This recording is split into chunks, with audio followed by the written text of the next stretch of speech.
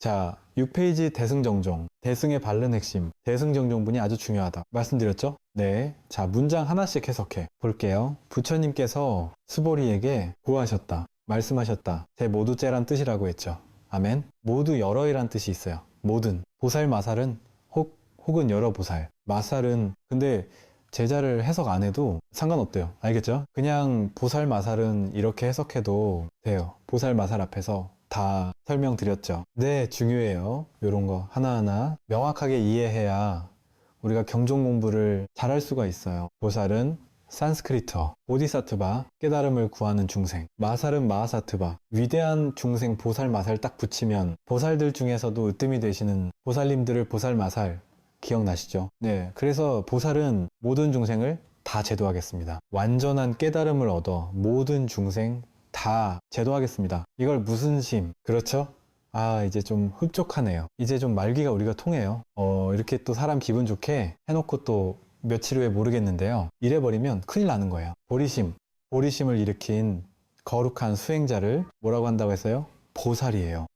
보살이 그래서 아주 중요한 존재들이에요. 모든 중생을 다 제도하겠다라는 원력, 보리심을 일으킨 거룩한 존재들이에요. 그리고 보살 중에서도 으뜸이 되는 분들을 뭐라고 부른다고 했어요? 마살, 보살, 마살. 그래서 마살을 해석하는 관점이 여러 가지가 있는데 크게 몇몇 가지로 해석한다고 했어요? 3가지. 아, 이번에 메모한 거 잘 찾으시네.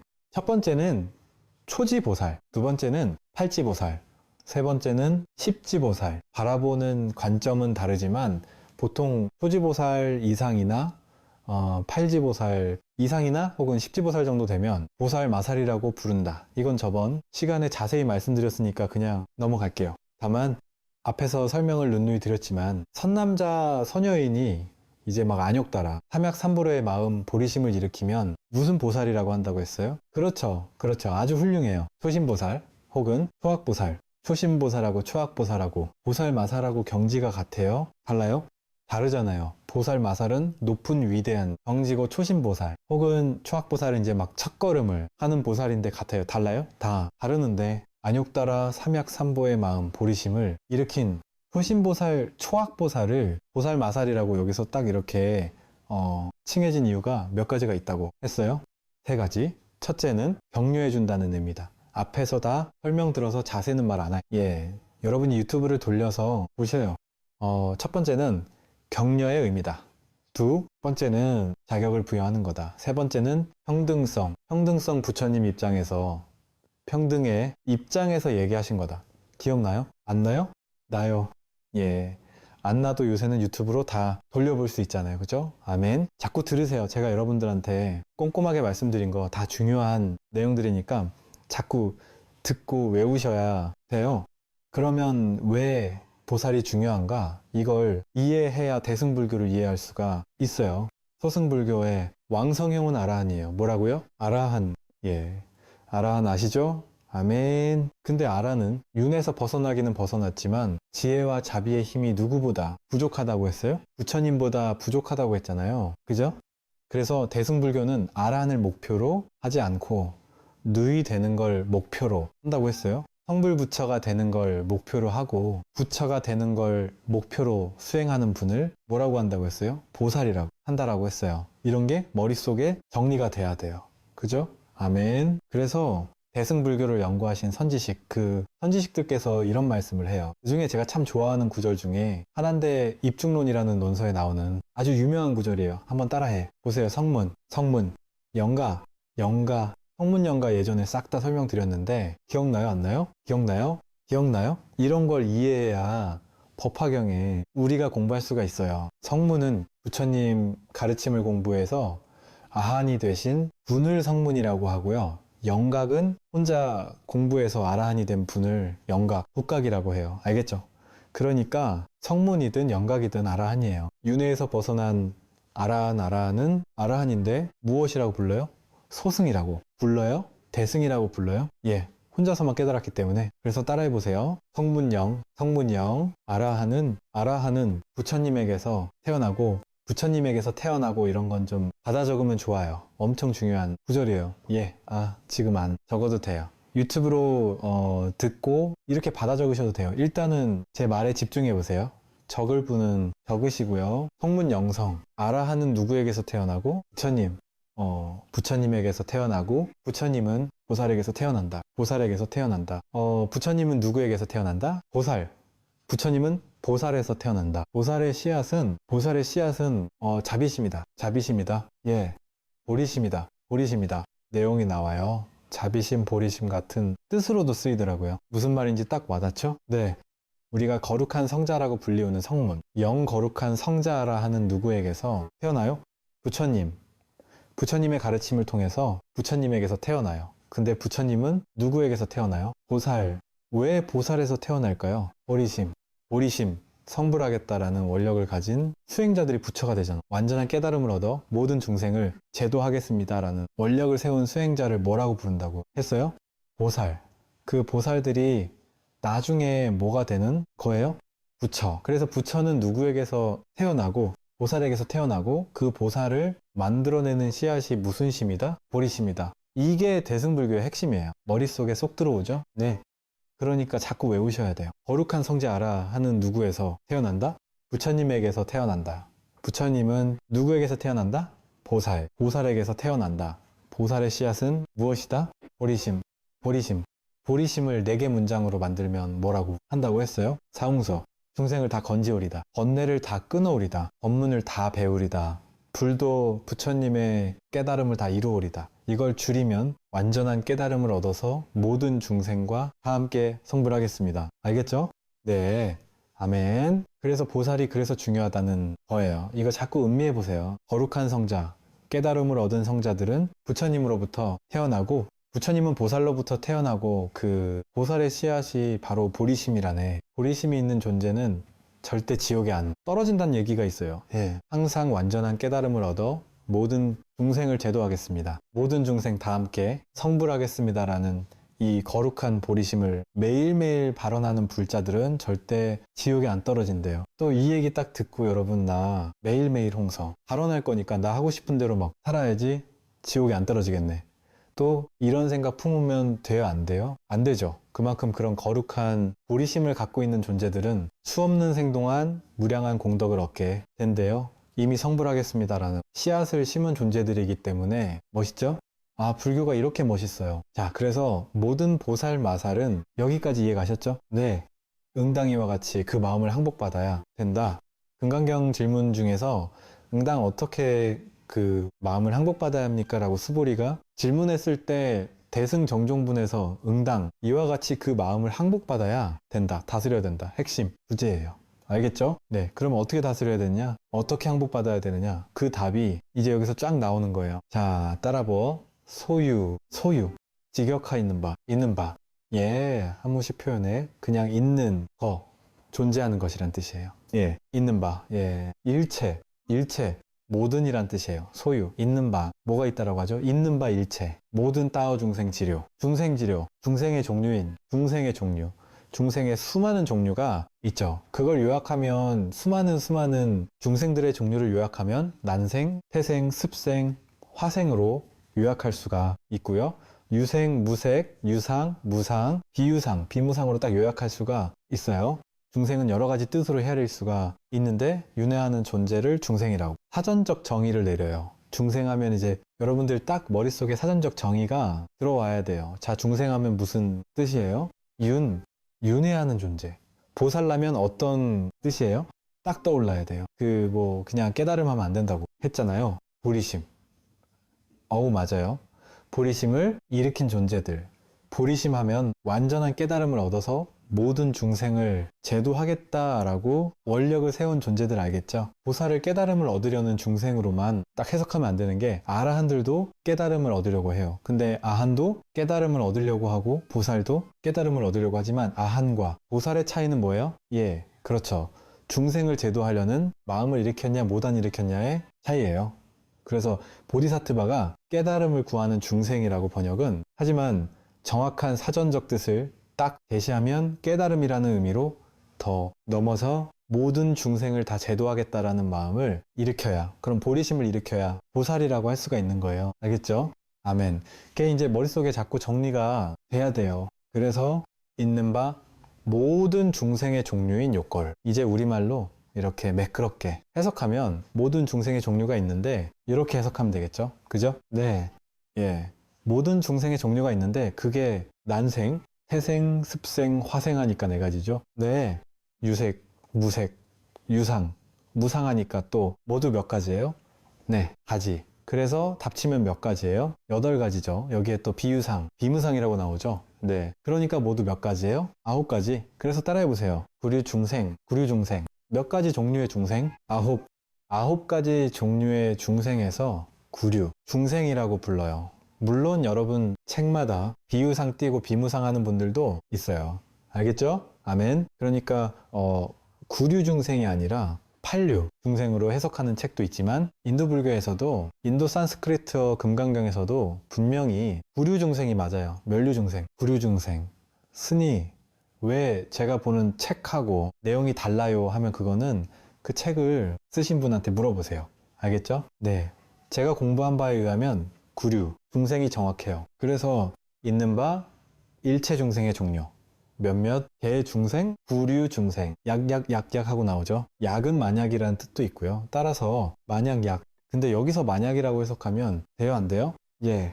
문장에서 단어와 단어의 그 단어와 단어를 연결해주는 역할을 하는 그냥 문자예요. 알겠죠? 그러니까 약난생, 약태생 하면 그냥 난생심표, 태생심표, 습생심표 이렇게 문장에서 단어와 단어끼리 서로 나열할 때 쓰는 문법 중에 무엇을 붙인다? 약자. 약자를 붙여요. 그러니까 만약 약으로 해석하면 안 돼요. 난생, 태생, 습생, 화생, 유색, 무색, 유상, 무상, 비유상, 비무상이라는요 단어들을 나열할 때 쉼표를 찍혀주는 그런 역할을 하는 거예요. 그 약 알겠죠? 굳이 억지로 해석하고 싶으면 혹은이라고 해석하면 돼. 뭐라고요? 혹은 또는 이렇게 해석하면 돼. 억지로 해석하고 싶으면 그러니까 만약에 약난색 하면 뭐라고 해석하면 돼요? 혹은 난생, 혹은 태생, 혹은 습생, 혹은 화생, 혹은 유색, 혹은 무색, 혹은 유상, 혹은 무상, 혹은 비유상, 비무상이 있는데 이렇게 혹은 하면서 이렇게 뜻을 의미를 부여하면 돼. 알겠죠? 하지만 우리는 약이라는 단어를 굳이 해석할 필요 없고 문장에서 단어가 나열되었을 때 단어마다 그 단어에 쉼표를 찍어주는 단어를 나열해주는 그런 문법으로 쓰이는 글자다라고 이해하시면 돼요. 알겠죠? 그러니까 만약에 약난생, 약태생한데 약을 만약에 이렇게 해석하면 이거 무식한 거예요. 물론 틀릴 수는 있어요. 또 좀 무식하면 어때요? 이제 배웠으니까. 네. 만약에라고 해석하면 안 되고 뭐라고 해석하라고 했어요? 혹은 더 정확히 말하면 단어를 나열해 줄 때 쓰는 문법이다. 알겠죠? 예, 항상 하나를 가르쳐 주면 반만 기억해요. 자, 약. 그 약은 굳이 해석할 필요 없다고 했죠. 단어와 단어를 나열해 주는 역할이니까 소유 있는 바 일체 모든 중생지로 중생의 종류인 모든 중생의 종류가 있는 바 있는데 자, 어떤 종류가 있냐? 따라해 보세요. 난생. 알로 태어나는 중생들. 알겠죠? 알로 태어나는 중생들 대표적인 게 뭐가 있어요? 닭, 달기 있고 물고기도 아래 태어나는 거죠. 난생. 예. 그래서 날 아래에서 태어나는 거. 예. 알에서 태어나는 것은 대표 축생들이잖아요. 그렇죠? 그래서 나를 무시할 때 뭐라고 표현해요? 내가 알로 보이냐? 내가 사람 같지가 않냐? 이런 이제 깊은 불교적인 의미가 담겨져 있는 거예요. 어디 가서 써먹지 마세요. 또 뭐 되도 않는 얘기 하는데 앞에서 막 이러고 계세요. 자, 하여튼 난생우자관 얘기고요. 난생이면 무엇으로 태어난 중생들? 알로 태어난 모든 중생을 다 난생이라고 하는 거예요. 태생. 자궁에서 태어나는 모든 중생을 태생이라고 부르는 거예요. 어디서? 태어나는, 자궁에서 태어나는 포유류이죠. 그렇죠? 예, 태생. 우리 사람은 무슨 생이 있어요? 태생이죠. 엄마 자궁에서 태어났으니까 그 경주김 씨의 시조가 기말지예요. 경주김 씨 계세요? 기말지인데 기말지가 태어날 때 엄마 뱃속에서 알로 태어났대요. 그 전설 아세요? 그러면 질문 드릴게요. 엄마 뱃속에서 태어났으면 무슨 생이에요? 태생. 근데 알로 태어났으면 무슨 생이에요? 난생. 그러면 기말지는 난생이에요? 태생이에요? 생생. 난생. 자궁에서 태어났는데 태생. 아, 태어났는데 난생이에요? 태생이에요? 이걸 전문 용어를 따라해 보세요. 아, 몰랑. 아, 몰랑이에요. 아, 몰랑생. 하여튼 그게 중요한 건 아니에요. 이제 제가 그 웃길러 간 얘기고, 아래에서 태어나면 무슨 생, 난생 자궁에서 태어나면 생, 태생, 습한 데에서 태어나는 거예요. 습생.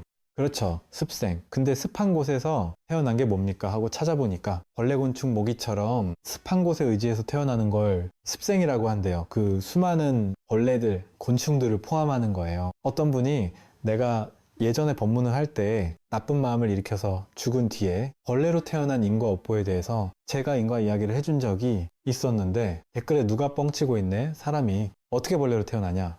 아주 입만. 열면 뻥이야. 뻥. 광우 뻥. 막 이러면서 근데 뭐 아니 저는 뭐 화나거나 그런 거 없어. 아, 뭐 믿을 사람은 믿고 안 믿을 사람은 안 믿으니까. 근데 어디에 나오는 내용이다? 경전에 나오는데요. 경전에 벌레로 태어나는 내용이 나와요. 벌레로 태어난 내용 많이 나와요. 그 중에 가장 생각나는 게 부처님의 수제자 다문제일이 누구예요? 다문제일. 그렇죠. 안한스니 이런 거 딱 나와야 돼요. 안한스니 딱딱 또 마음에, 머리는 안 돼. 마음이 급해가지고 살리. 막 이래 버리면 웃음. 예. 또 왜 그래? 또 내가 이렇게 되는 목을 가다듬은 거예요. 안한스님이 딱 앉아서 수행을 하고 계시는데 옆에 모기가 앵하고 막 다니더래요. 그래서 아니 모기야, 스님인데 모기를 죽일 수는 없잖아요. 자비로운 스님이신데 안 스님이 모기야. 딴 데 가서 놀아라. 모기야. 그럼 차라리 빨리 피를 빨고 빨리 딴 데 가서 놀아라. 모기야, 모기야 하다가 자꾸 앵냥이래 가지고 그냥 모기야. 딴 데 가서 놀으려고 손을 휘젓는 게 실수로 모기를 죽여버렸대요. 찰싹. 모기가 죽었어. 모기야. 비명. 모기가 죽어서 연불을 해줬대요. 남이. 아무의 탑을 극락왕생. 모기야, 미안하다. 좋은 곳에 태어나라. 그래도 모기는 영광이야. 누구 손에 죽었어요? 아, 야, 아한스니 큰 심수. 그래도 이왕 죽을 거. 낮잠고 있는 강아지 피 빨다가 강아지 발에 징겨 죽는 게 나아. 아난스님 손에 죽는 게 나아요. 예. 그래도 안 죽는 게 낫지만, 그러다가 아난스님이 순간 궁금증이 생겼대요. 이 모기는 전생에 어떤 업보를 지었길래 모기로 태어났을까? 궁금하죠? 네. 목의 전생을 딱 꿰뚫어 봤더니 기생이었대요. 전생이 기생이었대요. 기생이었는데 전생에 하도 손님들 옆에서 앵냥 해가지고, 경전에 나와요. 기생이었는데 손님도 옆에서 막 아양 떨고 앵냥 하다가 그 업보로 무엇으로 태어났? 모기, 앵 하고 날아다는 모기로 태어났다는 거예요. 한숨. 그러면서 이 모기는 왜 전생의 기생으로 태어났을까? 그 기생전으로 또 봤더니 한 나라를 좌지우지하는 대장군이었대요. 대장군이었는데 기생으로 태어난 거예요. 대장군이었는데 왜 기생으로 태어난지 눈치채셨죠? 높은 자리에 있다고 교만하고 오만하고 아랫사람들을 무시하고 천대한 오만하고 교만했던 그 업보로 인해서 사람들한테 아양떨 떨어야만 살 수 있는 업보인 기생으로 태어났다는 거예요. 기생으로 태어난 뒤에도 공덕을 짓지 않고 욕심에 휩쓸려서 손님들한테 앵앵거리면서 어떻게 돈을 한 푼이라도 더 버욕심으로 사연 그 업보 때문에 또 뭘로 태어난 거예요? 모기로 태어난 거예요. 모기야.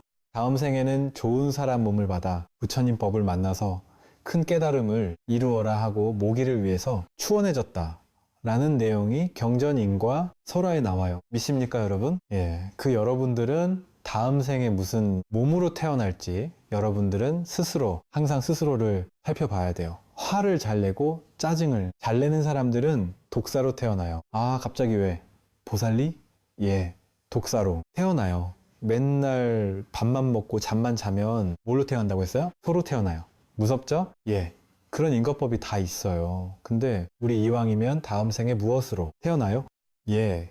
극락세계로 태어나거나 사람으로 태어나도 지금보다는 훨씬 더 지혜와 자비가 있는 몸으로 태어나야 되죠. 그렇죠, 여러분? 네.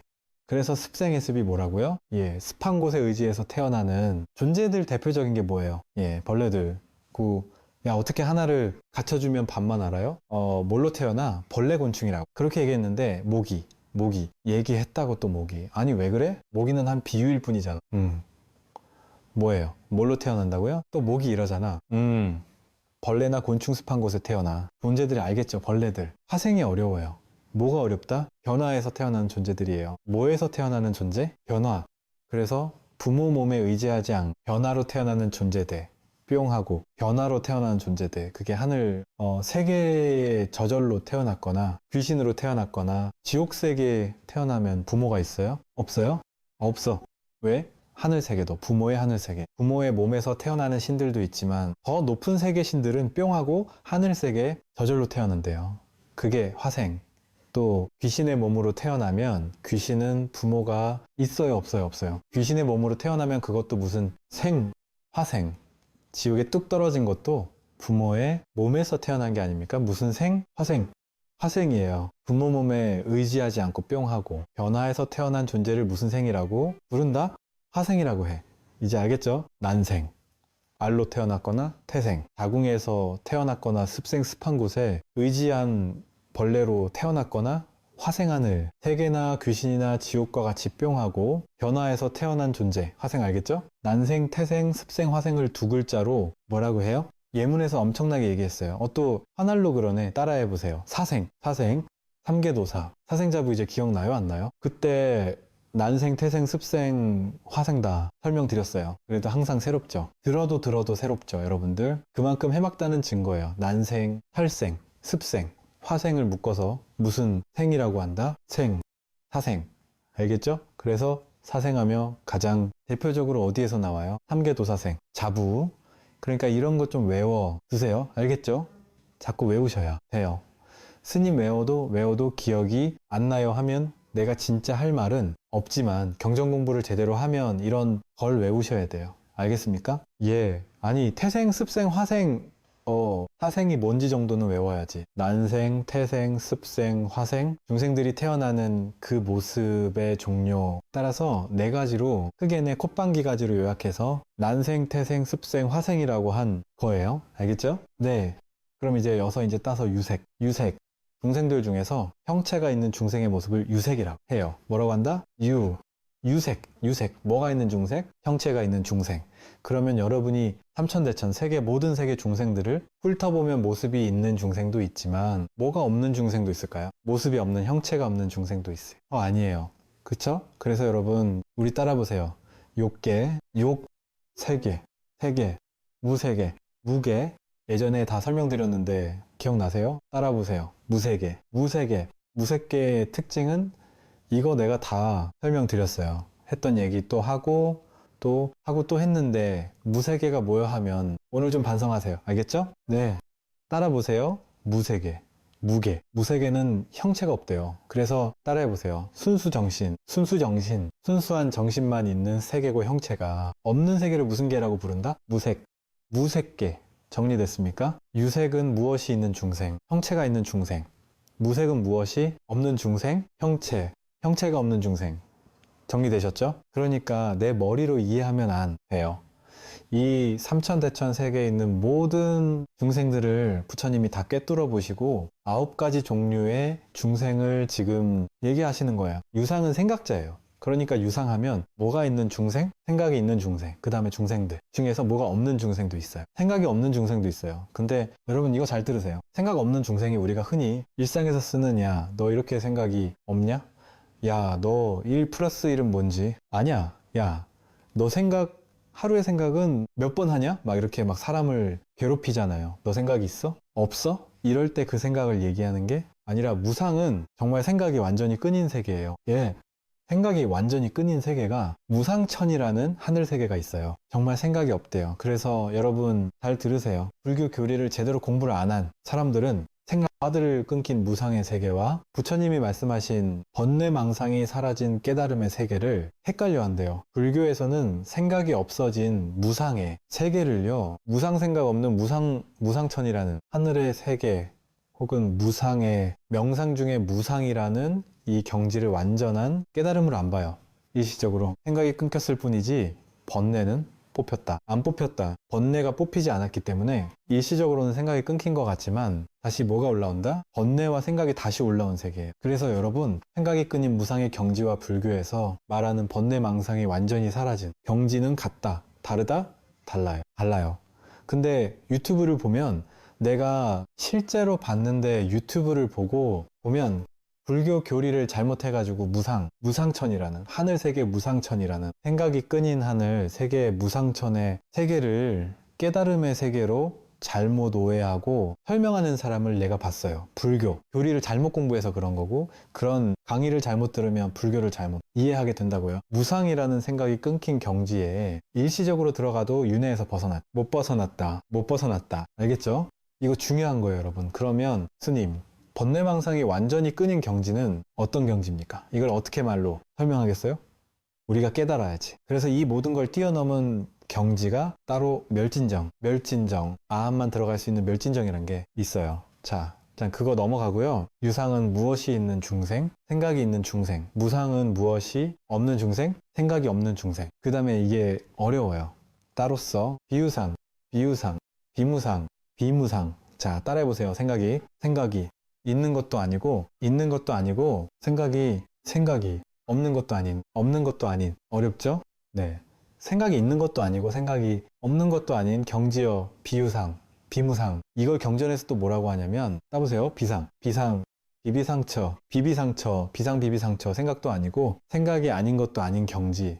그래서 여러분 이제 이것도 잘 들으세요. 불교는 하늘 세계가 28천이 있다고 해요. 따라보세요.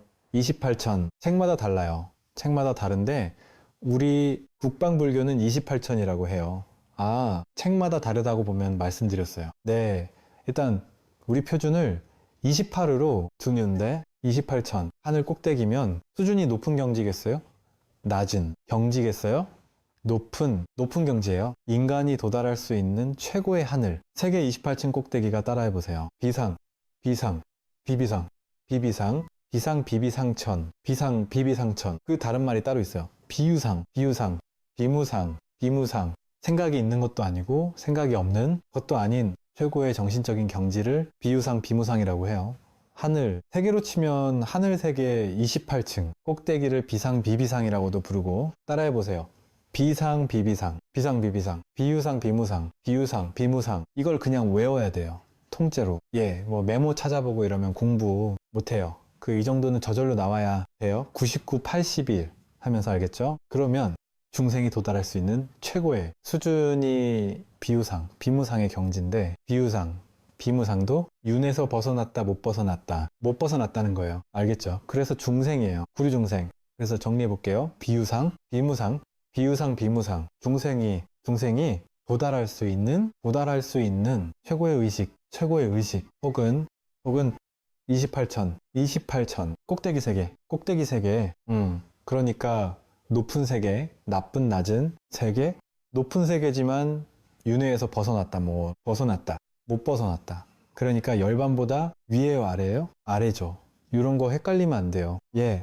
그래서 이제 한번 그대로 볼게요. 난생, 알로 태어나고, 태생, 자궁으로 태어나고, 습생, 습기의 의지에 태어나고, 화생, 변화에서 태어나고, 이게 이제 태어나는 종류 따라서 표현한 거죠. 유세, 형체가 있거나, 무세, 형체가 없거나, 유상, 생각이 있거나, 무상, 생각이 없거나, 그리고 가장 높은 수준인 생각이 있는 것도 아니고 생각이 없는 것도 아니니, 모든 중생을 면류중생, 구류중생이 일체중생, 지류예요. 모든 중생이 이 9가지에 다 들어가는 거예요. 알겠죠? 네. 그러니까 우리는 난생, 태생, 습생, 화생 중에서 무슨 생에 들어가요? 태생에 들어가요. 유생, 무색 중에서 뭐에 들어가요? 유색에 들어가요. 무색이라고 하면 큰일이죠. 여러분 형체 있어요? 없어요? 없어요. 유색, 콧방귀, 유상, 무상 중에서 뭐에 들어가요? 유상에 들어가요. 생각이 있잖아요. 그리고 아직 우리는 비유상, 비무상 근처에 가봤어요? 못 가봤어요? 못 가봤어요. 이건 빼버려. 이건 가장 높은 수준의 중생까지 다 포함한 거예요. 이제 이해 가시죠? 네. 구류중생 중에서 인간은 태생이고, 그리고 형체가 있으니까 유색이고, 생각이 있으니까 유상이구나. 알겠죠? 네. 자, 이래서요. 모든 중생을 몇몇 중생? 구류중생. 이 9종류의 중생들을 내가 다 어디에 들어가게 한다? 열반에 들어가게 하겠다요. 부분은 다음 시간에 또 자세히 설명드릴게요. 네, 여기서 마치겠습니다. 음악, 교육과 관련된, 부처님의 교육과 관련된 부분이에요. 부처님의 생애와 관련해서 가장 재밌는 것 중에 하나는 초기 출가하기 전과 관련 재밌는 것 중에 하나는 콧방귀 부처님한테 선생님이 있느냐를 창피하게 여기는 집단들이 있었어요. 불교 안에 있었던 것 같아요. 그래서 부처님이 언제 출가했다라고 얘기를 하냐면 19세에 출가했다라는 설이 하나 있고, 하나는 29세에 출가했다라는 설이 있어요. 두 가지가 있어요. 현재 정설로 받아들여지고 있는 거는, 정설이라기보다는 일반적으로 받아들여지는 거는 29세 출가설입니다. 29세에 출가해서 6년 동안 수행을 해서 깨달음을 얻었대. 35세. 35세. 그런데 19세 출가설은 19세에 출가해서 6년 동안 또 다른 선생님한테 배우고, 그 선생님 이름은 나옵니다. 바카바 아라라카라마. 오타카라마프타한테 배우고 6년 동안 고행을 해서 12년 동안. 그러니까 6년은 선생님한테 배우고 6년은 고행을 하고, 이렇게 해서 31살에 깨달아서 49년 동안 설법을 하셨다라고 하는 얘기가 나오는 거예요. 그러니까 49년 설법설이라고 하는 게 거기서 나오는 겁니다. 그러니까 19세에 출가해서 49세 31살에 깨달음을 얻고 49년 동안 설법하셨다, 이렇게 나오는 거고, 또 한 가지는 29세에 출가하셔서 6년 동안 설법을 수행을, 대부분 고행입니다. 6년 고행이라 하니까 고행 중심으로 하시다가 그 다음에 35살에 깨닫고 45년 동안 설법하셨다. 이 45년 설법설이 지금은 주류인데, 원래 동아시아 전통에서 내려오는 거는 49년 설법설이에요. 그래서 29세에 출가를 하면 이제 두 가지 말이 안 되는 내용들이 있어요. 한 가지는 그때까지 애가 없을 수 있느냐? 부처님이 17세에서 늦어도 19세 전에는 결혼을 하셨는데 29세까지 애가 없을 수 있냐? 10년 동안 애가 없으면, 요즘도 10년 동안 결혼했는데 애가 없으면 병원을 다녀도 무진장 다녔을 것 같은데, 그리고 29세면 지금 29세하고 달라요. 제가 일상 그런 얘기 하잖아요. 조선시대 때 신사임당이 47, 율곡이 48에 죽거든요. 그런데 그 사람들을 요절했다라고 말하는 경우가 없어. 그러니까 그냥 그 시절에는 그 정도 살면 잘 살다가 돌아가신 거예요. 제가 늘상 얘기하잖아. 여러분들은 이미 관짝 안에 누워있는 거예요. 그 시절로 생각하면. 그래서 플러스로 더 받은 인생을 남들을 위해서 제가 계속 강조하는 게 있습니다. 나이 50이 넘어서도 보람이라고 하는 부분. 그 다음에 불교적으로 말하면 서원입니다. 어떤 원을 세워서 무언가를 해야겠다라는 생각이 없는 사람은 콧방귀, 사실은 존재, 가치가 있는가에 대해서 조금 더 생각해 볼 필요가 있어요.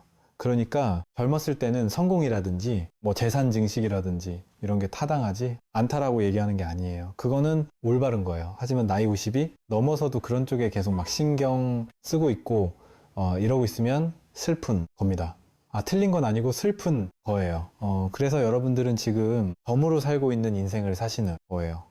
옛날 사람들은 상상도 못 합니다. 그래서 점 같은 거 사주 같은 거 볼 때 제가 그런 거 신경 쓰지 말라고 얘기를 하는 이유 중에 하나가 뭐냐면, 이렇게 산다는 생각 자체를 못 합니다. 사주 보는 사람들 상황으로는 다 여러분 관짝 속에 누워 있다니까.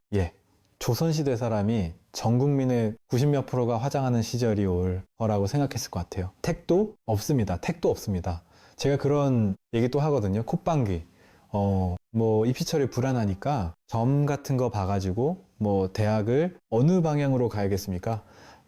다 서울이지.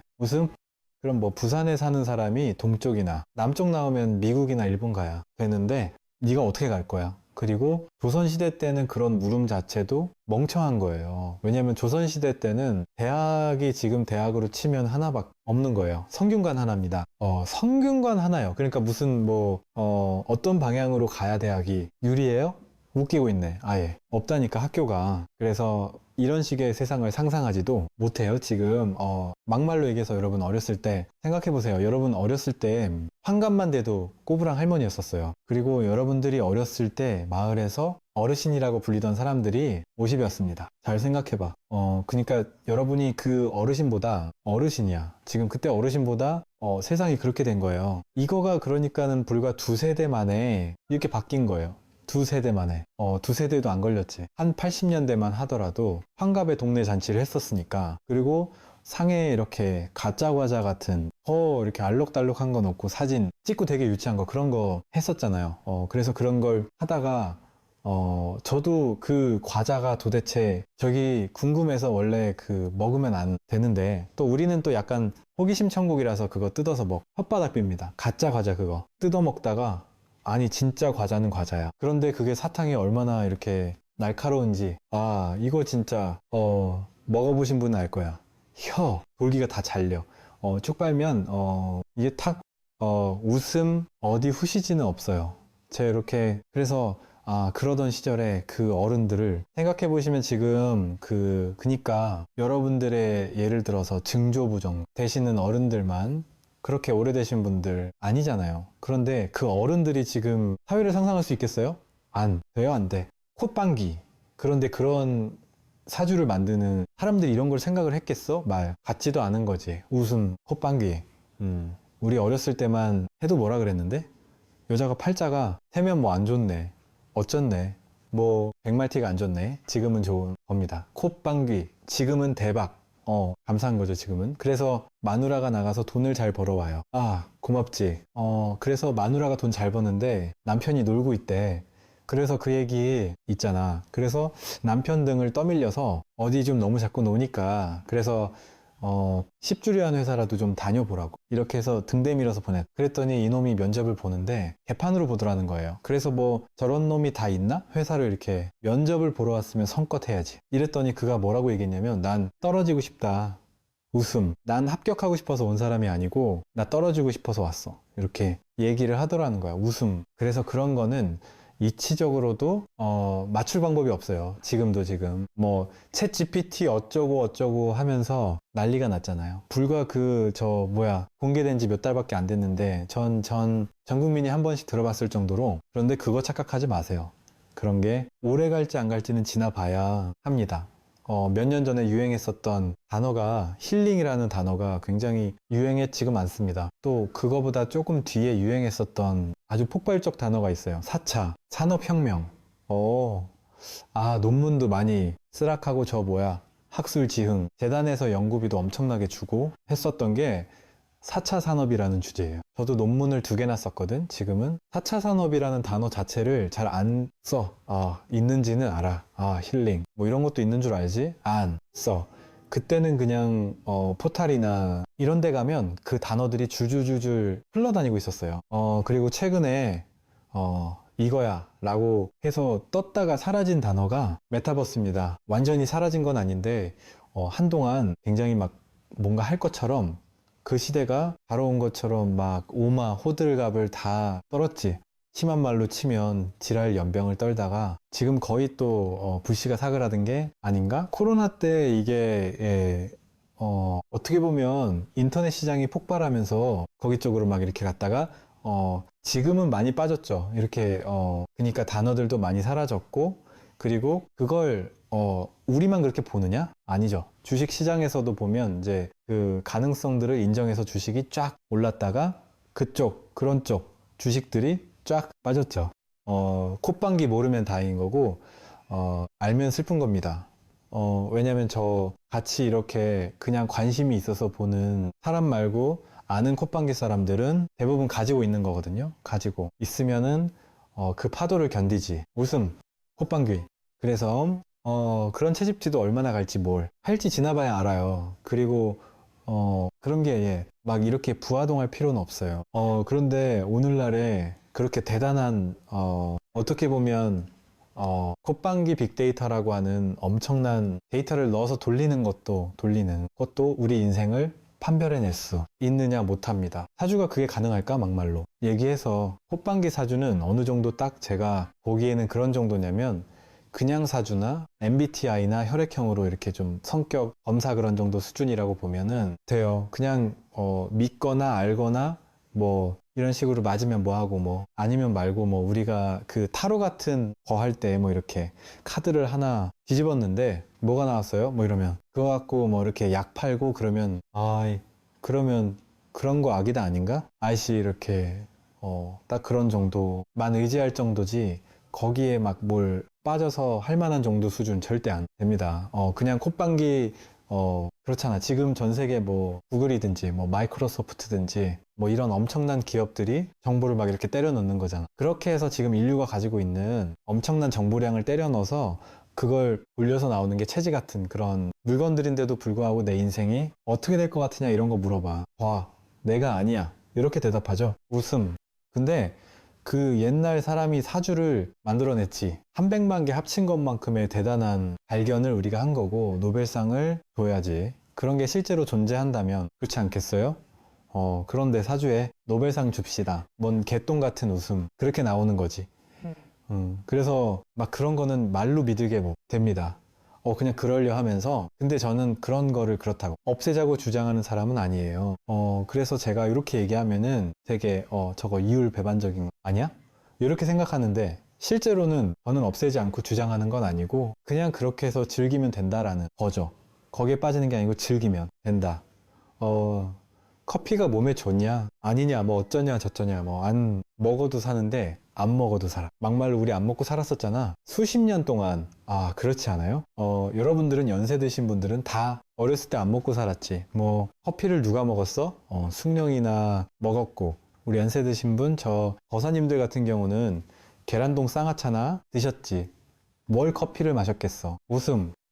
그런 정도 먹어도 확한 게 없어. 그러니까 커피는 필요가 없는 거야. 기호식품이니까 어차피 필요 없는 거야. 이런 얘기를 하는 게 아니라 그걸 먹으면서 즐기면 되는 거예요. 사주도 그냥 즐길 정도만 하면 무방하다고 생각하는 거야. 왜? 그게 문화예요. 문화. 그러면 영화는 다 구화 아니냐? 아바타가 진짜라고 생각하는 사람이 어디 있어? 다 개구한 거지.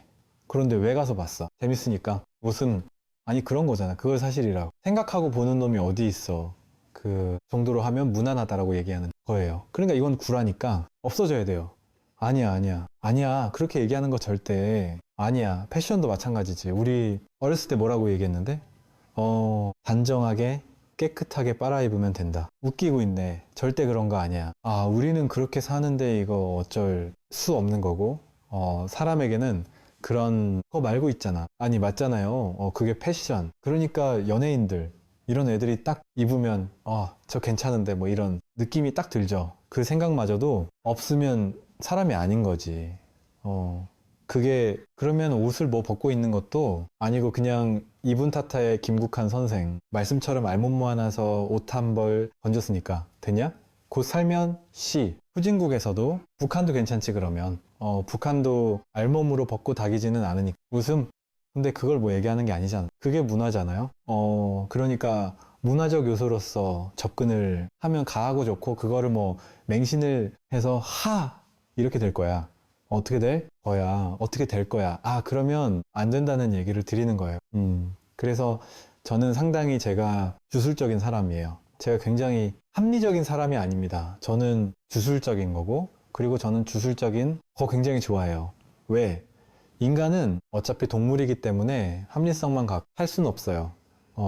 지 눈에 안경이다. 내 자식이 이뻐 보이고 뭐 이런 거 있잖아요. 다 그게 어떻게 보면은 눈깔 돌아가 있는 거. 합리성은 아니야. 근데 그게 인간에게 차지하는 비율이 굉장히 커요. 콧방귀. 그래서 이런 부분들에 대해서도 한 번 정도는 정리를 하세요. 근데 저만 그렇게 얘기한 게 아니에요. 저는 어렸을 때 순자를 보면서 놀랬던 게 순자가 기우제 지낸다고 피우냐? 이렇게 쓰거든. 이 300년 전에 벌써 그러면 하지 말라는 뜻입니까? 아니 하라는 뜻이야. 왜 그렇게 생각을 하고 그걸로 민중을 안정시킬 수 있다면 하지만 그것은 아니라는 걸 알고 있기 때문에 흔들리지는 않는 거지. 이게 굉장히 재밌는 거예요. 나는 그런 생각을 이 0년 전에 순자가 한 걸 보고 내가 깜짝 놀랐어. 지금 현대인들은 그런 생각을 많이 할 수 있어요. 제가 방금 여러분도 타로 카드에 대해서 그런 식으로 생각하는 거예요. 그러니까 어디 가서 타로 누가 종을 받았어? 그러면 아, 그래. 이러다가 마는 거지. 그게 무슨 뭐 대단하게 그걸 하나? 그래서 제가 예전에 뭐 부적 같은 거 얘기할 때도 딱 그런 정도 선에서 얘기하는 거예요. 저는 언제나 그래서 삶에 활력이 되고 기쁨이 될 수 있다면, 그게 디자인인 거지. 디자인 예술, 문화 뭐 이런 거죠. 그래서 콧방귀, 그걸 통해서 행복을 얻을 수 있다면 그 정도의 가치 지불은 충분히 된다. 단 거기에 매몰돼서 막 흔들려 가지고는 안 된다. 그러니까 내가 중심을 잡고 나를 수식하는 게 그런 게 돼야 되는 거지. 나를 꾸미는 게 돼야 되는 거지. 내가 거기에 종속이 돼 가지고 막 미친 듯이 끌려다니면 그러면 힘들지. 자기사 여러분은 뭐 끌려다닐 나이는 지났지. 끌려다니면 힘들어서 못 끌려다녀. 지금 이 나이에는 뭐 끌려다닐 수도 힘들어요. 누구 말 맞다나? 공연을 한번 보러 가도 콧방귀, 너무 열렬한 공연을 하면 앉을 수가 없어서 모두가 서 있는데 나 혼자 앉아 있을 수도 없고 쭈그리고 있을 수도 와해. 그래서 뭐 보러 간다던데 웃음, 나이 먹어서 가는 게 쪽팔리기도 하지만 그거를 따라갈 수가 없대. 아, 이거 미치겠대. 그리고 예전에 그 우리 월드컵 끝내. 그걸 웃겼는데, 우리 선생님이 뭐라고 말씀하셨냐면, 그, 좋은 표가 생겨가지고 근데 콧방귀, 이것들이 계속 파도 타기로 이렇게 응원을 하는데, 야, 좀 앉아서 좀 쉬려고 그러면 자꾸 이어. 아, 나만 안 일어나면 매국노 같고 웃음. 자꾸 일어나니까, 나중에 허리가 아파가지고 내가 지금 축구 보러 왔지. 왜 무슨 일어났다 앉았다를 왜 자꾸 시키냐는 거야. 다시는 못 하겠대. 그게 굉장히 비싼 표였었어요. 한국 경기하는, 우리나라 월드컵에서 우리나라 한국 경기로 들어가면 굉장히 다 비싼 거예요. 그건 생각해. 봐도 그냥 그래서 갔다가 죽을 뻔했다고. 웃음. 아니야. 몇 번 하는 것도 아니고 계속 시간 끝날 때까지 이 짓을 하고 있었대. 웃음. 이해가 됩니다. 그래서 그런 거에 대해서는 즐긴다는 판단 정도만 하시면 되지, 그 이상으로 매몰되면은 여러분이 그걸 잃어버리게 되는 거예요.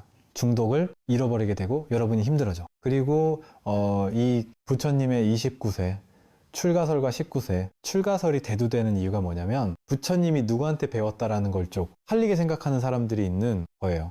그러니까 원래는 6년 동안은 바카바 아라라카라마 우타카라마프타한테 배운 건데, 그게 이제 창피하다고 생각해서 그 부분을 날리고 싶은 거예요. 우리 선생님이 얼마나 위대한데 누구한테 배운단 말이냐. 그런 선생들은 만나긴 만났는데 가자마자 바로 도장 깨기게 하듯이 샥샥 마스터 해버리고 6년 고행을 했어. 이게 6년 고행설이에요. 20, 그러니까 나이가 안 맞으니까 29세에 출가해서, 그러니까 19세에 출가했으면 17세쯤에 결혼했다가 19세에 출가하면 애가 늦자식 이제 좀 생길 정도가 될 수도 있지. 그렇지 않아요? 근데 17세 아니면 19세에 결혼을 하는데 두 가지 설이 있는데, 그때 결혼 19세 결혼했다고 치더라도 29세에 출가하면 10년 동안 애가 없다가 이제 애가 겨우 생겼다고? 그건 말이 안 되지. 그래서 제가 보기에는 19세 출가설이 타당한 것 같아요. 타당한 것 같아. 근데 사람들은 부처님이 누구한테 배웠다는 게 가오가 무너진대. 근데 제가 보기에는 그게 무슨 가오가 무너질 일이야. 새로운 거는 배울 수 있는 거지. 예전에 나중에 보면 대천의 오사에도 그런 나오거든요. 무지, 아라한도 처음 보는 거에 대해서 무지할 수 있다. 모를 수 있다. 그러니까 예를 들어서 무슨 동남아시아 같은데 아라가를 얻었다고 주장하는 아주 훌륭한 스승님이 있다고 치자.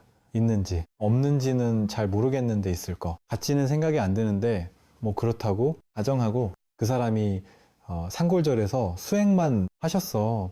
그런데 갤럭시를 갖다 줬네. 스마트폰을 딱 새로 신형을 갖다 준 거야. 쓸 수 있을 것 같아. 못 쓰지. 그래야 된다는 거예요. 그게 이제 무라는 거야. 그러니까 당신이 수행하고 마음의 행복을 얻고 이거는 오케이인데, 전혀 새로운 거가 왔을 때 그것을 알 수 있느냐, 모르는 거라는 거야. 그 부분에 대해서는 그렇게 생각할 수 있는 거예요. 근데 콧방귀 부처님 정도가 되면 그것도 안 돼. 예, 그것도 안 돼. 일반 아한이나 뭐 이런 사람들은 안 되는 거고, 부처님 같이 100%까지 순도백이 올라가 버리면 이 진리값이 진리를 등득한 게 순도백이 돼 버리면 그것도 안 돼. 예.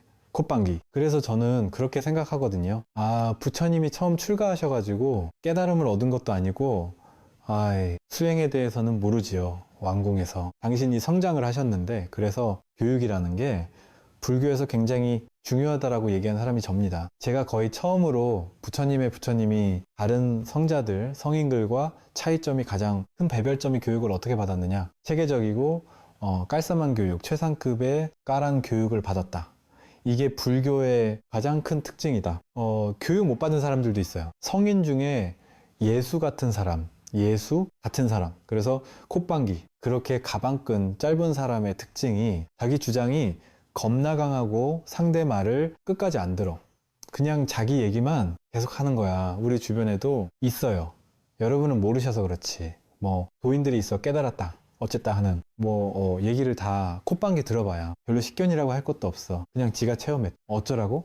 객관화시킬 수 없는 거는 사실은 그게 콧방귀 존재하느냐에 대해서 생각을 해봐야 돼. 그래서 애가 그런 얘기 하잖아.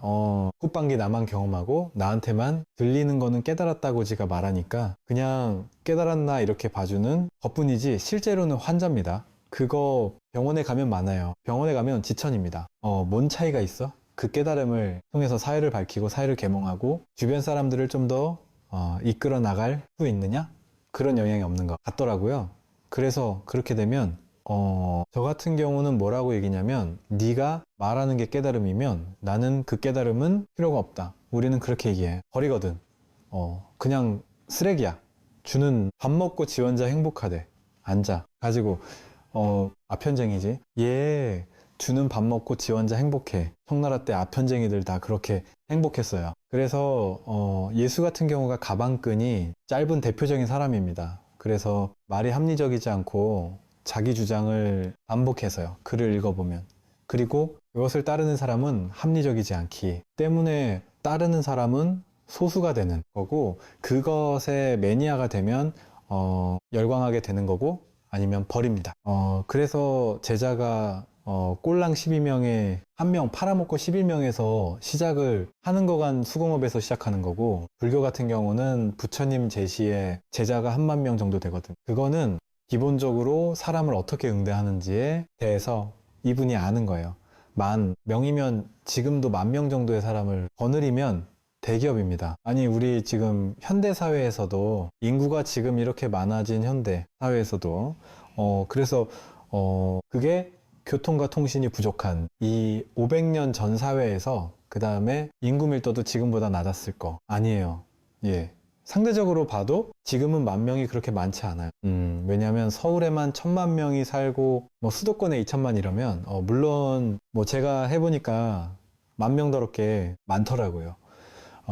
제가 월정사의 금강경 뭐 봉창 기도를 하는데 제가 3년 걸쳐서 10,000명을 모으겠다 이랬는데 쉽지 않아. 웃음. 야, 이게 10,000명이 쉽지 않은데 그러면 내가 무슨 생각했냐면 이거 한 5만 명만 모으면 국회의원 나가는 거 아니야? 콧방귀. 시골에서는 한 3만 표면 국회의원 됩니다. 농담 아니에요. 농담 아니야. 국회의원 별거 아니에요. 별거 아니야. 물론 나보다 낫는데 별 아니야. 웃음. 여러분 국회의원 아니잖아. 그러니까 별거 아닌 걸로 다 대동 단결하는 거예요. 왜? 기분이가 나쁘잖아. 우리가 국회의원이면 별거지. 예. 하지만 우리는 국회의원이 아니니까 별거 아니야. 그 이솝우화에 보면 심포도, 제가 심포도 되게 좋아하거든요. 심포도 있잖아. 여우가 포도를 따려고 계속 이렇게 노력했지만 닿을 수가 없었지. 그러니까 여우가 뭐라고 얘기하냐면 저건 심포도야. 맛 없는 거야. LIC 이렇게 가는 거지. 그래서 현대사회도 10,000명은 생각보다는 많아요. 콧방귀 생각보다는 많아. 아마 신도가만 명이면 교회 중에서도 대형 교회가 만들어질 겁니다. 절에 10,000명 신도 있는데 거의 없을걸. 거의 없을 걸. 그래서 저 같은 경우도 해. 보니까 쉬운 건 아닌데 2,500년 전에 그 정도를 모은다고 생각을 하면 그건 대단한 거예요. 그러면 거기에 무언가 기술이 있었겠구나 라는 생각을 해볼 수 있지. 왜? 공자는 제자가 72명, 예수는 11명 노자는 제자가 있었는가도 모르겠고, 뭐 관윤이라고 있었다던데요. 암곡관을 지키는, 관령윤이라고 하는, 어떻게 보면 그거는 문직기에. 그러니까 이런 문직기는 아니고 그 문직기 팀장, 우리 식으로 말하면 뭐 동대문 관리자. 예전에 뭐 남대문 관리자 이런 식으로 그래서 콧방귀 뭐 마땅히 뭐 보이는 사람도 없고 그런 거예요. 그래서 부처님의 압도적인 이러한 부분들이 나오거든요. 그게 왜 그러느냐? 합리성을 바탕으로 하는 교육을 받았기 때문에 교육받은 사람의 특징이 뭐냐면 상대와 대화할 수 있는 대화력이 풍부해져. 그리고 그것은 깨달음을 얻기 전에 받은 교육과 관련될 거다라고 생각을 한 게 부처님의 완공교육이라고 하는 겁니다. 그게 지금 68쪽, 69쪽 이렇게 나오는데요. 부처님이 왕자 출신인 건 아시잖아요. 예. 그런데 그 나라가 별게 없어요. 2500년 전 나라들도 뭐 그렇게 대단할 건 없었지만 우리나라는 뭐 이 500년 전에 뭐가 있었는지도 모르겠어요. 정확하게 말하면 뭐 3만 시대까지 올라가야 그게 기원 전이에요. 2500년까지 올라가지도 않아. 우리가 삼국 시대의 그 시조들이 이렇게 탄생하시고 아래 나오고 막 이렇게 막 별짓 다 하고 할 때가 기원 전후거든 다. 이렇게 생각을 해봐.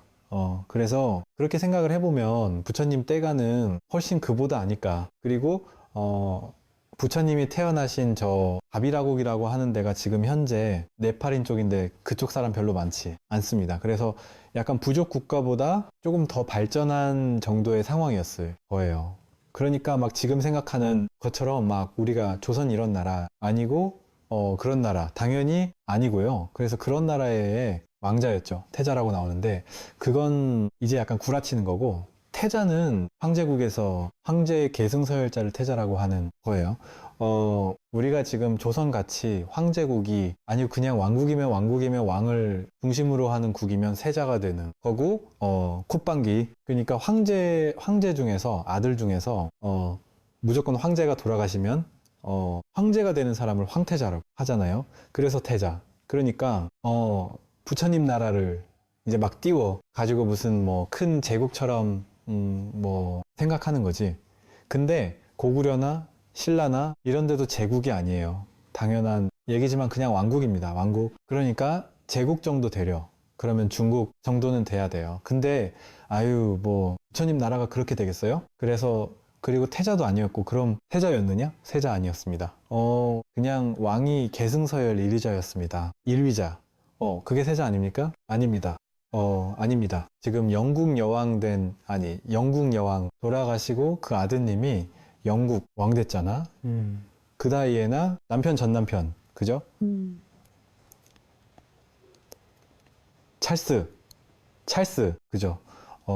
그분이 왕위 계승서열 1위였죠. 그러면 당연히 세자 아니에요? 아니에요. 그래서 건너뛰자는 말들이 계속 있었죠. 세자면 건너뛸 수 없습니다. 서열일리하고 세자는 다른 거예요. 세자는 지위가 있는 거예요. 근데 엘리자베스 여왕이 연세가 많으셨을 때 찰스가 이제 문제도 좀 일으키고 이렇게 약간 똘티과를 보이니까 그 다음에 국민 지지도 잘 안 나오니까 그냥 건너뛰고 그 손자로 내려가면 어때요? 이게 언론에 계속 나왔었어요. 외신에. 예. 물론 여러분들은 뭐 별 관심이 없으니까 본 듯 만 듯 하겠지만 그래도 이렇게 들어보면 그랬던 것 같은데 이런 생각이 드시죠. 근데 결국 뭐 어머니가 갑자기 돌아가시고 왕이 되긴 됐어.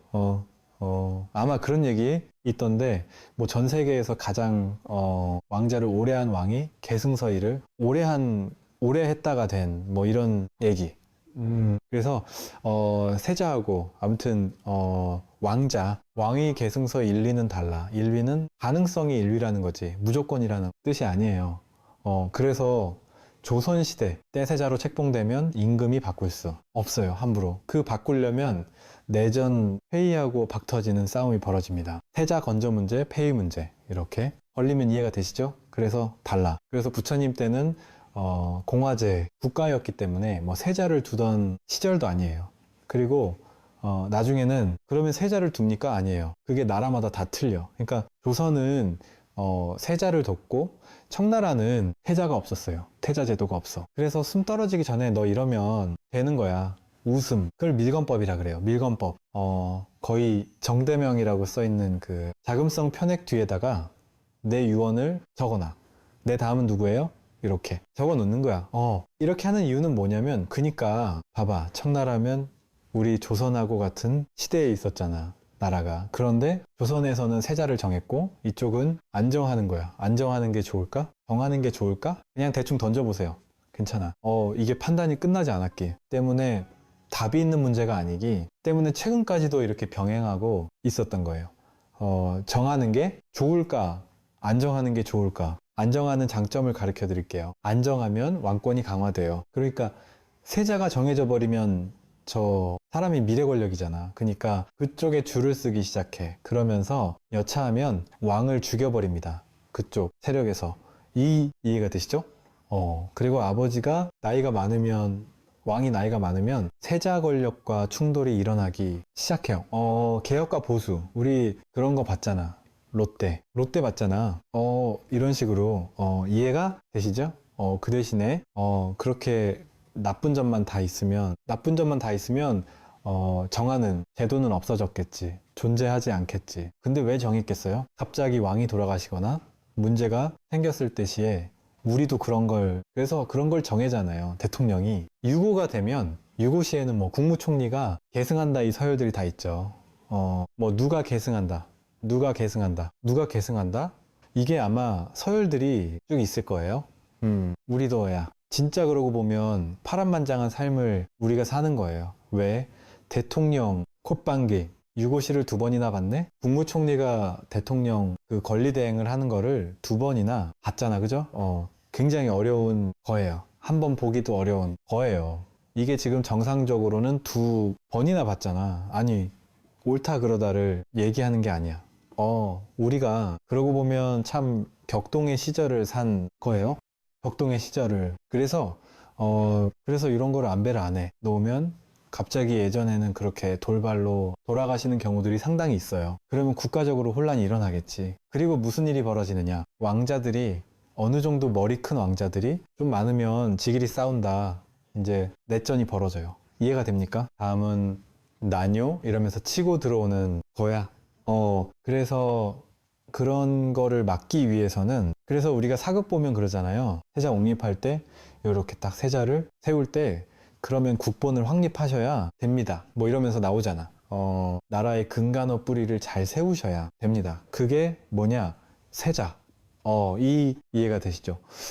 그러면 계승에서 유리해지겠지. 그래서 장단점이 있어요. 장단점이. 그래서 계승이라는 측면으로 보면 조선이 맞았던 거고, 왕권이 그 대신에 조선은 약해요. 그러니까 왕권 강화라는 측면에서 보면 청나라가 맞았던 거고, 그래서 뭐가 꼭 답이 있다라고 말씀드리는 건 아니에요. 그래서 이런 측면들이 존재했다라고 하는 거고, 부처님의 나라인 가비라국 같은 경우는 공화제 국가요. 마치 신라의 화백제도처럼 해서 나라를 뽑는 거예요. 그래서 화백제도에서 뽑으니까 아주 유명한 거 있잖아요. 그죠? 김주원이 뽑혔는데, 신라 말에 김주원이 화백제도에서 뽑혔는데 김영상한테 밀려가지고 그 북천에 물이 불어서 못 내려갔다는 거 아니야. 다 콧방귀 뽑혀. 뽑혔어.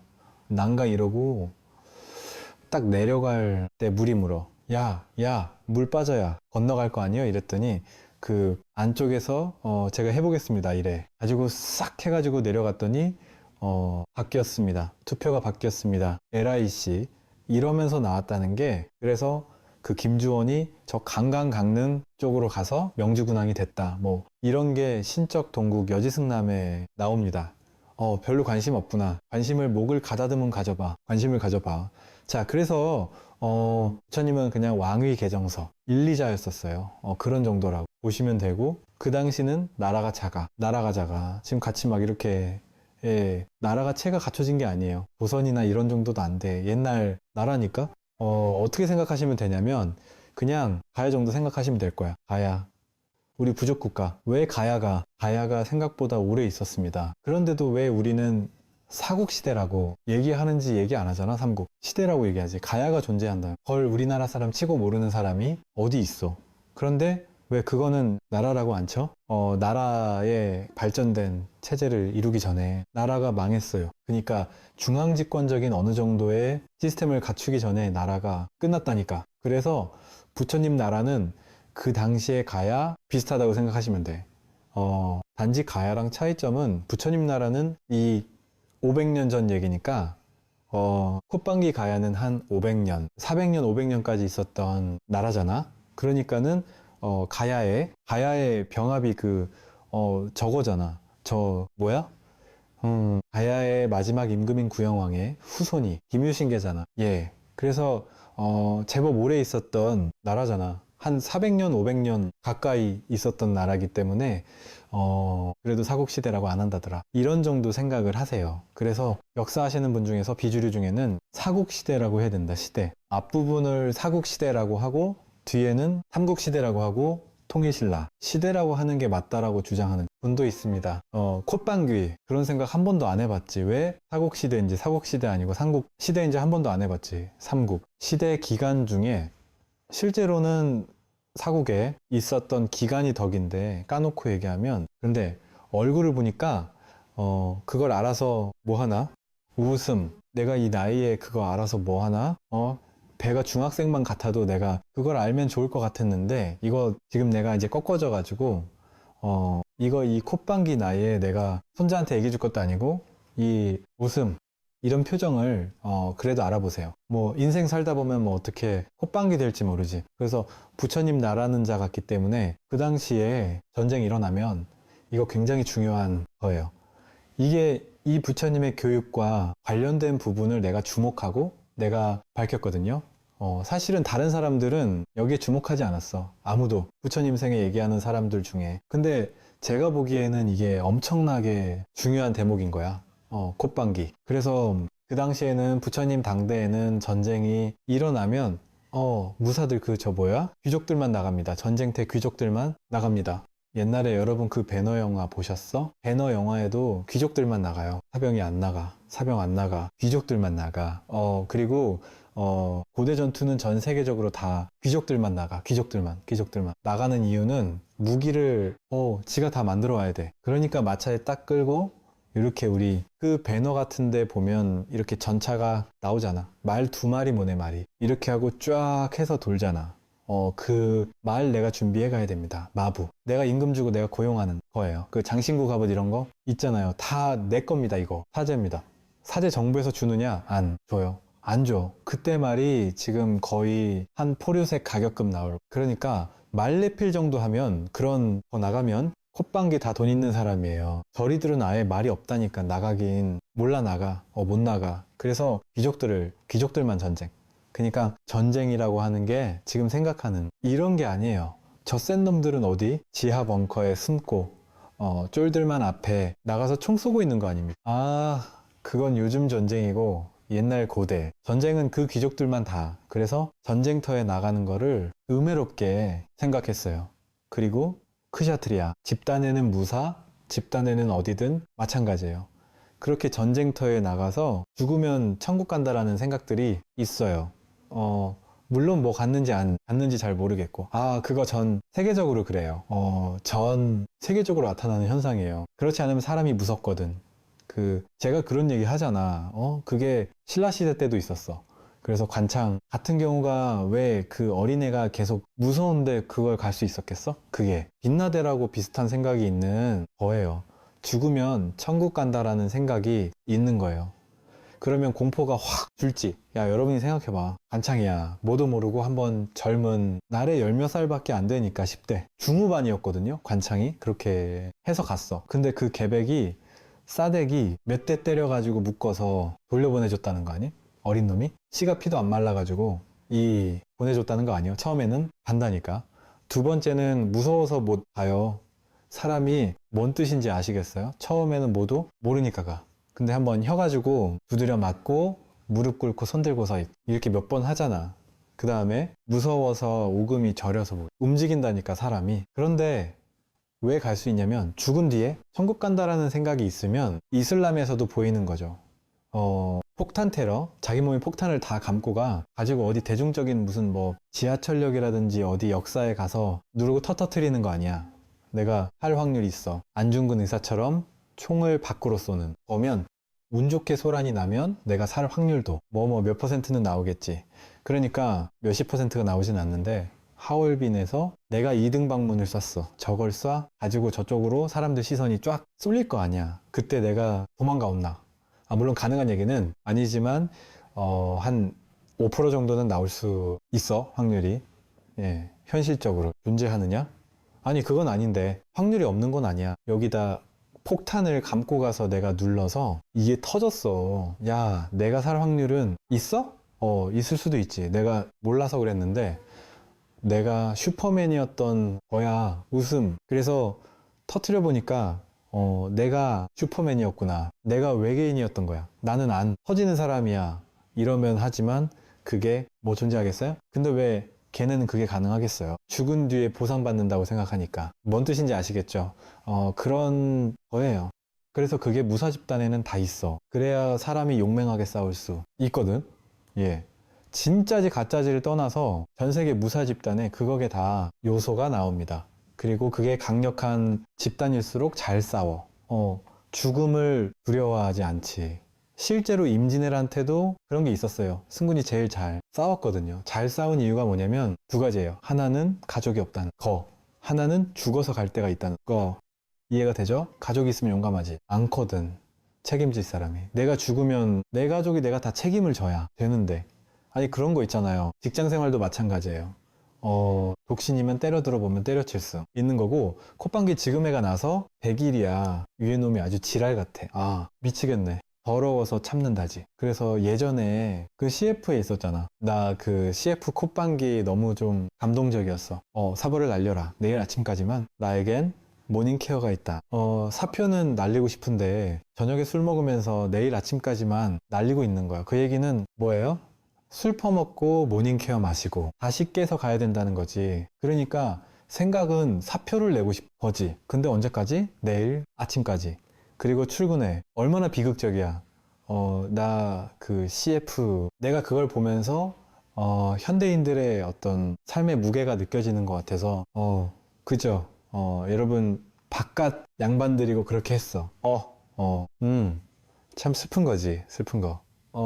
진짜 당장이라도 콧방귀 때려치고 싶은데 참 그렇게 할 수가 없는 거지. 그게 식소에 있어서. 만약에 혼자 살면 진짜 좀 극단적으로 들어오면 엉간히 들어보면 때려치진 않겠지. 왜냐면 생활 패턴이 다 바뀌어 버리니까. 하지만 좀 세게 들어보면 때려칠 수 있겠지. 라이씨, 내가 그냥 책임지고 말지 뭐 이러면서 실제로 절에서는 혼자잖아 이게. 그래서 콧방귀 주지 스님이나 뭐 신도 회장이나 신도 회장하고 스님하고 싸우면 신도 회장이 이깁니다. 웃음. 이거 되게 재밌어. 이거 되게 재밌어. 스님이 이긴다고 생각하지? 스님은 주지 스님만 신도 회장을 이겨. 웃음. 그리고 기도하는 스님이나 이런 스님 못 이겨. 근데 뭐 이렇게 싸우게 되는 경우가 있거든. 그럴 수도 있잖아. 감정적으로 뭐 치고 받고 싸운다는 얘기는 아니고 요즘 뭐 치고받고 싸우는 일이 있나? 우리나라는 CCTV가 많고 그래서 치고받고 싸우면 절대 안 돼요. 절대 안 돼. 그리고 콧방귀 전화로 욕하면 안 되고 저 상대가 갤럭시를 쓸 수 있으니까 자동 녹음 기능으로 넘어가기 때문에 욕하면 안 돼. 그래서 말이 부드러워졌지. 그게 제드래곤께서 우리에게 부여한 혜택이잖아. 이재룡님께서. 웃음. 지드래곤 아니고요. 제드래곤. 제드래곤께서 우리에게 축복을 내려 준 거야. 그래서 한국 사람들이 말이 굉장히 부드러워졌어. 거칠러지지 않아. 그렇게 하지 마. 그렇게 하지 마. 그래서 자, 그런 진짜 어떻게 보면 슬픈 현실들이지. 근데 절에서는 그렇게 충돌이 나면 진짜 싸우고 갑니다. 언제 가냐? 기분이가 많이 나쁘잖아. 밤에 가. 버려요. 말 안 하고. 그러면 무슨 일이 벌어지는지 알아요? 그 다음날 돌량석과 새벽 기도가 날아갑니다. 그게 연맥이는 방식이야. 근데 주지스님은 참 대단하다. 주지스님은 진짜 대단해. 자기 거라고 하는 그게 있는 거야. 그래서 돌랑석 시간에 돌랑석이 안 울린다 싶으면 바로 튀어나옵니다. 다른 스님들은 안 나옵니다. 알아서 하겠지. 좀 늦잠 자는 갑지? 이렇게 하는데 그 주지에 촉이 있어. 웃음, 방관요, 이 콧방귀 생각을 하는가 봐. 저는 여러 번 봤거든요. 바로 튀어나옵니다. 그래서 콧방귀, 스님들이 그렇게 행동할 수 있는 이유는 뭐냐? 가족이 없어서요. 제가 보기에는 가족이 없어서. 그리고 사실 나갈 때도 정상적인 사람 같으면 내가 나갈 테니까 두의 사람을 구하세요. 뭐 안 그러면 그 인수인계를 좀 해. 주고 뭐 한 달이라도 아이 맞잖아. 그렇게 해서 나가는 거 아니에요. 그날 저녁에 말도 안 하고 나가는. 저는 그냥 먹기는 겁니다. 너 한번 골탕 먹어봐라. 딱 그 얘기거든. 그 얘기거든. 그런데 그렇게 할 수 있는 게 남성 집단이라서 그래요. 그리고 더 웃긴 건 그러면 그 뒤에 안 보냐? 몇 달 또 지나거나 1년 지나면 어디서 또 만난다. 그렇게 만나면 악수에 웃음, 잘 지내셨어요? 이렇게. 어머, 정치인인가? 이 사람들이 웃음. 정치인들이 그렇게 잘하거든. 막 치고받고 싸우다가 또 그거 끝나면 그건 됐고 이러면서 또 다시 해서 덕담한다니까. 근데 스님들도 그래. 막 극단적으로 막 이렇게. 그러니까 그때 너 왜 나갔어? 그래, 내가 얼마나 골탕 먹었는 줄 알아. 그런 얘기는 안 해. 그게 어떻게 보면 비구 스님들의 불문이야. 그걸 얘기하는. 사람은 비구의 스님이야. 진짜 비구 스님들은 그런 거 갖고 얘기 안 해. 손해가 좀 낮춰도 에라. 그러고 그냥 마는 거야. 예. 그래서 그게 이제 남성 집단이 어떻게 보면 또 용기가 있는 그런 부분들이 있고, 그 다음에 죽어서 어디에 갈 데가 있다라고 생각하면 용기가 있을 수 있죠. 조선시대 같은 경우에는 승려들이 그렇게 대우를 제대로 받지도 못했던 상황이고, 그러니까는 콧방귀 그 국가를 위해서 싸우다가 죽으면 뭐 극락에 갈 수 있다. 누가 이렇게만 얘기해주면 가능하겠죠. 어서 용감하게 싸웠다는 거예요. 그래서 귀족들에게는 그 아편이 투여가 되어 있었다. 전 세계 귀족들에게는, 그리고 그렇게 귀족들만 전쟁터에 나올 때, 참고로 말씀드리면은 이 300년에서 이 200년 정도가 돼야 지금 우리가 알고 있는 민병대 전투로 바뀝니다. 민병 전투로 바뀝니다. 그 전에는 귀족들만 나오는 전투예요. 그리고 민병대 전투로 바뀌면 뭐가 되냐면 주무기가 창으로 바뀝니다. 그래서 창창하고 방패 같은 거 놓고 이렇게 쫙 줄 가지고 싸우는 거 있잖아요. 진법 치고 이게 이 300년까지 채 안 올라갑니다. 그래서 그건 새로 나오는 거고, 그 앞쪽에는 뭐냐면 배너 같이 막 이렇게 전차 타고 가면서 다 하면서 뒤에서 활 쏘는 거야. 활 쏘는 거야.